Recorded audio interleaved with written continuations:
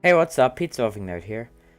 Welcome to another episode of Linux Desktops. In this video, we will be doing Xfce running on Arch. So Xfce at its purest form, no customizations at all.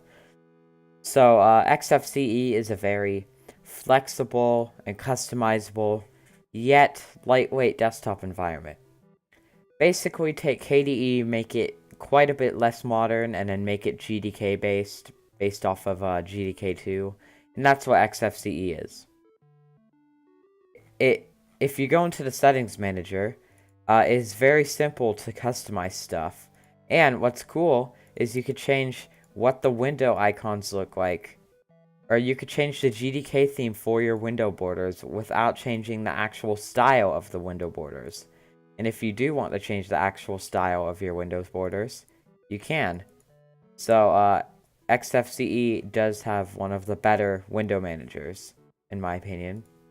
Anyways, you can also customize the icons here. Yeah. So this is the default layout. When you first start up Xfce on Arch, it asks if you'd like to start with just one empty panel or the default configuration, and I chose the default configuration.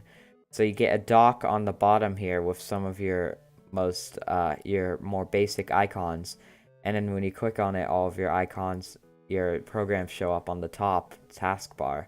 So pretty nice approach to things, although I'd prefer if it auto-hid. But it's a very snappy desktop, and yeah. So now let's get to the rubric. Plus 10 if it uses under 800 megabytes, so let's check the task manager. And I gave it 4 gigs of RAM, and it's only using about 9% of the memory, so let's round down to 4,000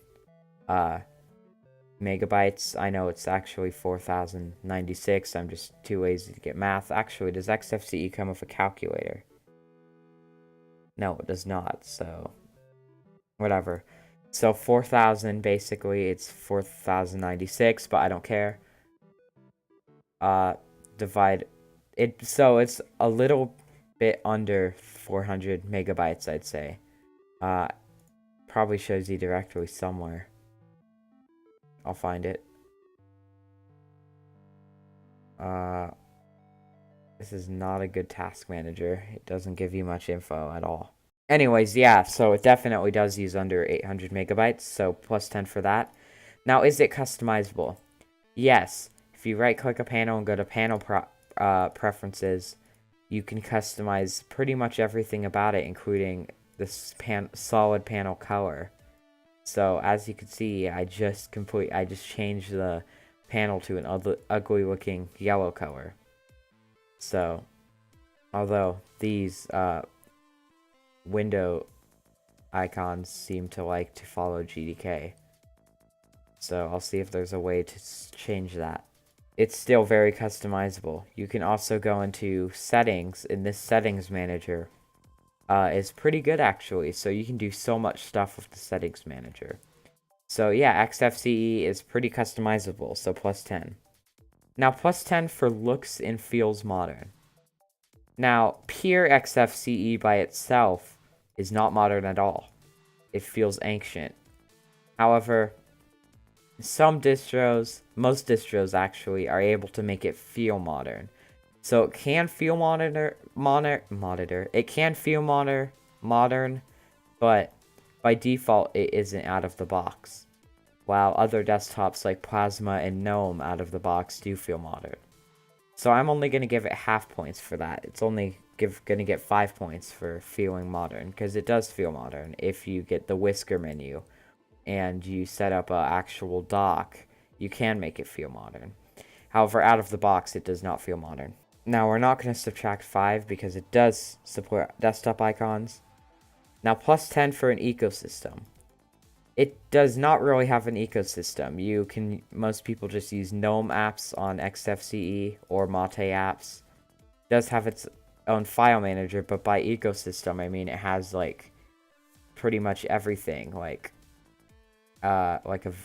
Just stuff that you wouldn't care if it... Stuff that you wouldn't expect to come with a desktop. Like, for example, you wouldn't expect GNOME recipes to exist. but it does. That would be under an ecosystem. And also, if there's features like KDE Connect where you can connect your Android phone. Xfce does not have an ecosystem, so we're not going to give it 10 points for that. Now, +5 for every major feature. Honestly, Xfce doesn't have that many features. It's more of a, you have everything you need out of the box and that's it kind of desktop environment. Although, one thing I will be adding to, I guess, minor features, so +3 for this, is the fact that I can do a bulk file rename. This is the reason I install Thuner onto other distros, because of the bulk file rename feature. So, great addition there, so I'll be giving it +3 for that. But other than that, there aren't that many. Also, that feature is part of the file manager, so that's another reason I'm giving it a +3 instead of a +5. Other than that, though, it doesn't have any even remotely small features.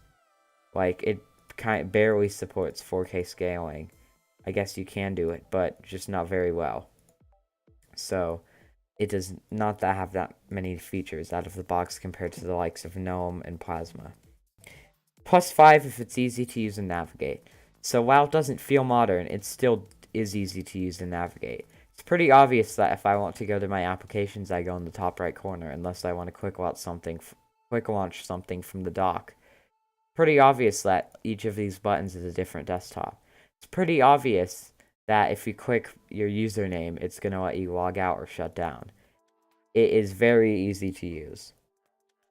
Now, +5 if it works on an Arch distro or on Arch, and yes, it does. It does work on Arch.